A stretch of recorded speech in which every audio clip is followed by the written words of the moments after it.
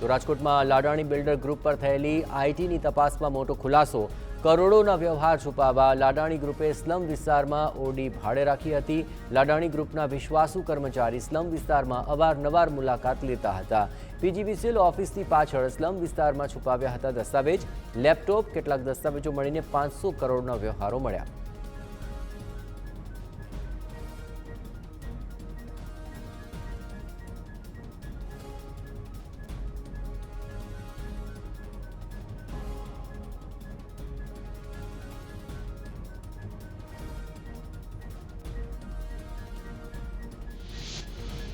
મહેસાણામાં કટ્ટરપંથીઓને મદદના કેસમાં એનઆઈએના ગુજરાતમાં દરોડા।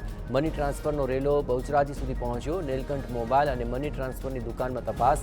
હાર્દિક પટેલ નામના દુકાનના સંચાલકની એનઆઈએ કરી પૂછતાછ। તો સુરતના સિંગણપોરમાં લુખ્ખા તત્વોનો આતંક। મોડી રાત્રે ખુલ્લી તલવાર સાથે વાહનોમાં તોડફોડ કરી। ગોવિંદનગરમાં ડીજેમાં થયેલા ઝઘડાની અદાવતમાં કરી તોડફોડ। ગોવિંદનગરથી લઈને બહુચરનગર સુધી પાર્ક થયેલા વાહનોનો ખુરદો બોલાવ્યો। એક ઘરમાંથી મોટી સંખ્યામાં પણ હથિયારો મળી આવ્યા। 2 ઈસમને હથિયાર સાથે ઝડપી પાડ્યા।